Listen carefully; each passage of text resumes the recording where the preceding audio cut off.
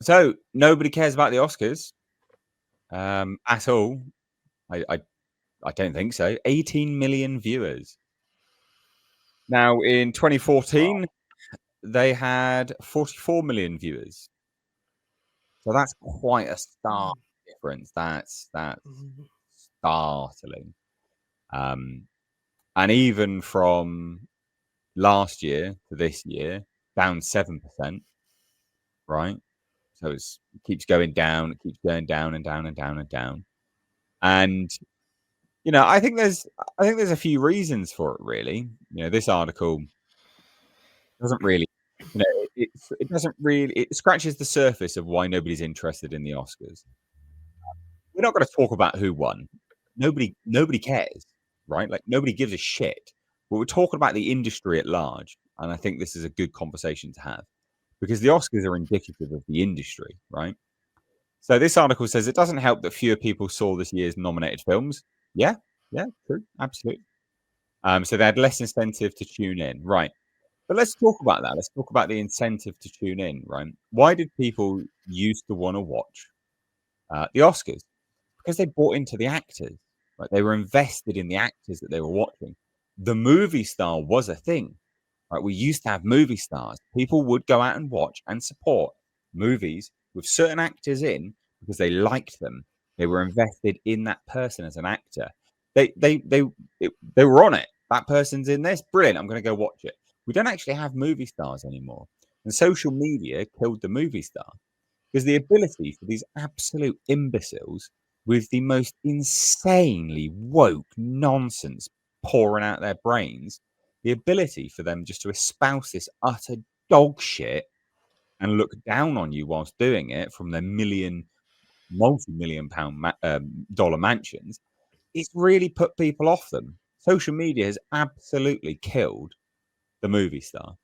And so no one wants to go watch the Oscars as a result of that because they're not invested anymore.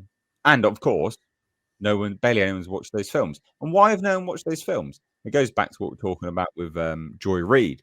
Is DEI, right? DEI has poured down into the academy, which is, it has forced the most ridiculous nonsense in front of the camera and behind the camera, right? It's just drivel, right? It's diversity through casting, not diversity through storytelling. So you've got a homogenous style of diverse casting. So you always know that you're going to get a black person. You always know you're going to get these same archetypes always pop up because it's literally a checklist that the Oscars give them, the Academy gives them to do. Because otherwise they don't get they don't get the eligibility to be nominated for Oscars. And that destroys creativity. It makes things really, really boring. Now, I watched Shogun. I think we've all watched Shogun here, actually. It was absolutely 10 out of 10 TV. Amazing, right? Actually, diverse, but not diverse in the modern sense, right? It was a a story about feudal Japan. And it was, as far as I can tell, it was as pretty accurate as possible in a fictionalized retelling of history. Now, if they randomly popped up, a gaggle of black people in there and some gay people and some other, I don't know, purple haired stuff, people would be like, what the fuck is going on with this nonsense? Right? So you can actually make really good things. But that's diversity through storytelling, not diversity through casting. And we need to get away from diversity through casting and get diversity through storytelling. Give me a story. Give me a story about some African myth. Like, I'll give it a chance if the trailer looked good. Give me a story about that, and then yeah, sure, it can have all black people in it, can't it? Right? I wanted to watch Shogun because it looked bloody good, and it was good, and I was hooked because the stories were good. Right? Write better stuff. Do diversity through storytelling, not diversity through casting. Anyway, so that's kind of it. That's it. It's dead. People aren't interested. But I thought we'd open the floor up to you guys as well and see what you guys think. They also quickly, just before I hand it on over, they also note, the concerning thing is the show's losing loyal audience, the 50 and over crowd. Yeah, because they're dying. And at that point, you don't have another audience. You fucked it. You've put everyone off because they've known is this shit and they're sick of it. Or they just don't care anymore. Yeah, they're 50 and over. Yeah. But 50 and over, I mean, they will die eventually, don't they? So anyway, what do you guys think? I'll go to you, Bo, first, I reckon. Well, it's funny, in my family, it was a weird thing. My mum wasn't interested in particularly in sort of entertainment, but she used to, when I was a kid anyway, she used to stay up to watch the Oscars because cinema used to be a big thing. Like, she was young in like the 50s and 60s, right? And people used to go to the flicks, as we Brits would call it. Used to go to the flicks all the time. Like, they used to pump out so many more films for a start, and it was just a go-to thing. And anyway, as you say, the modern age has sort of killed the movie star in a sense, because they used to be sort of impossibly glamorous and mysterious. You know, like someone like a young Grace Kelly or a young Charlton Heston or something. Like, you didn't really know their life inside out and their politics and everything. They were just this impossibly glamorous other. And so you wanted to go and see a little bit more of them. An award ceremony, it was actually interesting to see. But now all that's dead. We don't care. We know what Rachel Ziegler thinks, what she's like.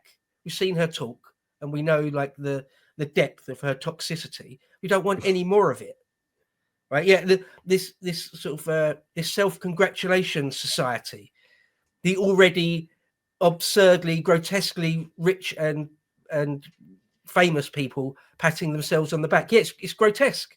Yeah, and so the older people, well, my mum and some of her friends, one of my aunties, they stopped watching the Oscars in like the early 2000s or something. It was a bit of a tradition they'd have. They stopped it at some point in the early 2000s, and that was before even all the DEI craziness. And as for younger people, why would they care about the Oscars? They've got they're streaming something they actually want to watch. They're playing a game they actually want to play. Why would they watch Conan O'Brien doing a monologue? Why to an auditorium full of people they don't like? Why would you? Why would anyone? Yeah. Yeah, I hope the Oscars dies. I hope the entire Hollywood establishment dies. Yeah, I agree with that massively. Yeah. You don't have to hope, Bo. They're dying. It's over.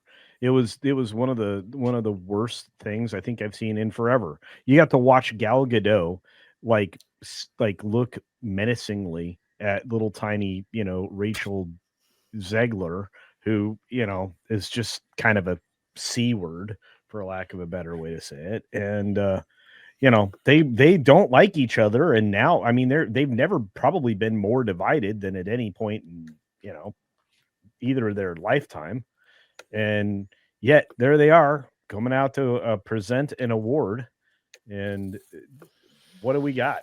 We got pure trash. And you know what? It's dying. Nobody's going to watch this anymore. I'm not going to watch it anymore. So the 7% audience loss, that's 18 million people. That's a lot. Yeah. And what was the deal with the whole, promoting sex workers and yeah, at the Oscars, they're basically talking about like, yeah, dude, there's clips going around all over the place about it, on how their view of sex workers have changed because of some movie that won an award or something. Anora. Yeah. And what? And they were going on and on about it. And like sex workers are people too, and yeah, they're great people. We love our sex workers. Yeah. I was like, what is going on? This is what the Oscars has turned into. Like, as a kid growing up, my mom, she loved that stuff. The Grammys, the Oscars, the Academy Award, all that stuff. Anytime it was on, we had our little 12 channel clicker box that we had to slide the dial over to the number or the channel we wanted to watch. And, she knew when it was coming on from the TV guide, and everybody watched it. It was a big event thing. Now it's just a bunch of overpaid, narcissistic, woke tards that are basically just praising each other, giving themselves awards. And the regular, everyday person's just not interested in any more of their bullshit. So that's why every single year the numbers get smaller and smaller and smaller for people that are even watching or even care about any of this. Jesus. I didn't know they did that about. Yeah, I didn't know they were doing that about prostitutes. That's so bizarre, man. Yeah, you're gonna have to look the clips up. Well, They're all over the place. They're gonna have to start paying for it in a different way because there's no more Diddy's or Epstein's. So this is true. Yeah, that is true. No Weinsteins either. How these young up and comers going to get into the business? Yeah.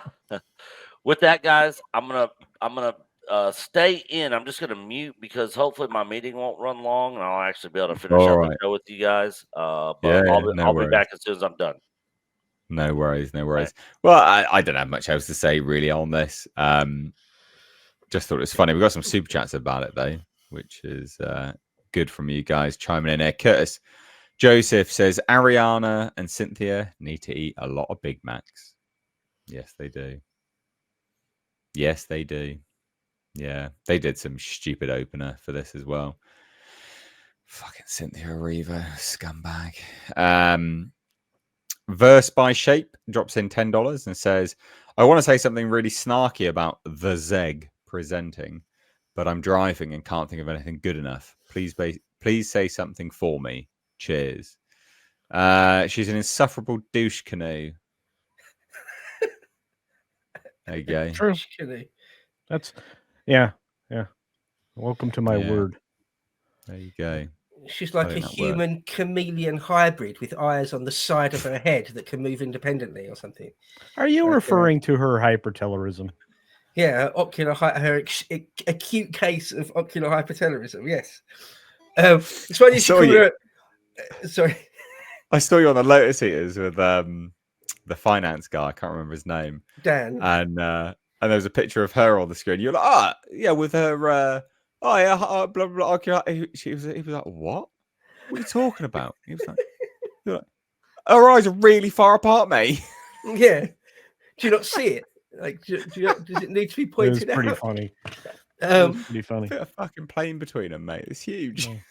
It's funny you should say a douche canoe. Do you know what it reminds me of? There's a thing called canoeing. It's very horrible. There's a way to shoot someone under their chin. It will sort of split their skull open. Apparently they did it to Bin Laden. And it will sort of split your head open like a canoe. Yeah, gross, right? And I feel like, really, really horribly dark, and like down the middle. It looks like that happened to her, and they just couldn't sew her up properly, so she's left with just sort of like drifted apart a little bit. Anyway, that's crazily dark. Move on from that. That's mad. That's that snarky remark for you there, Verse by Shape. Yeah, hope it was worth it. Curtis Joseph says Sid the Sloth for the lose. Yeah, absolutely. Zombie Box also said, I'm surprised Cynthia Erivo wasn't nominated for Best Actress for her other role as Black Nosferatu. Who is this person? I'm not even aware of it. Cynthia what? Cynthia Erivo. We've done some pieces on her. You just won't remember her name. Oh, I know. Yeah. Green Witch. She's a black woman that played a green witch in Wicked. She bitched and moaned and complained that fans made fan posters and just insufferable, just the nastiest person, real nasty. And then they went on a weird PR campaign for Wicked where she was like, "Oh my God, it's so special. Oh, you're holding space for me. I'm a black woman, blah blah blah, and I'm gay, blah blah blah." And it's just, oh, shut up, mate. Just shut up. Looks like Dave Chappelle really let himself go. Dave Chappelle on crack. Yeah. Dave Chappelle on hunger strike. That's what it is. Oh dear. Gary Thomas, super chat $2 says the only part of the Oscars that I actually liked was the clip of Kieran Culkin's acceptance speech. It was actually quite funny and charming. The rest I had no interest in seeing. Also, Mr. Culture, let's be realistic. There's always another Diddy. This is true. That's probably true. About Kieran Culkin's acceptance speech, Macaulay apparently stayed up and watched that, like only watched his particular thing. Didn't bother watching the rest of it. There's like a like an excerpt in the press about it. But that was quite nice. It's nice to see, like, because Kieran Culkin won for A Real Pain or something like that. I can't remember what it was called. But it was a movie with the ultimate simp. I can't remember his bloody name now. Jesse Eisenberg. There you go. Yeah, and but it's nice. Like that's cool. Like, because Macaulay Culkin,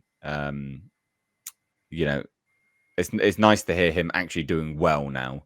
Obviously, Kieran Culkin's a different person, but it's nice to hear that, he's sort of come back to reality a little bit, because he went way off the rails for a little while. He went way off the rails. So that's good. It's good. Some good stuff there. The only good thing that came out of the Oscars. But anyway, we'll move on from that. What happened to Macaulay Culkin then? That possibly, do you finally come to grips with what Michael did to him or something?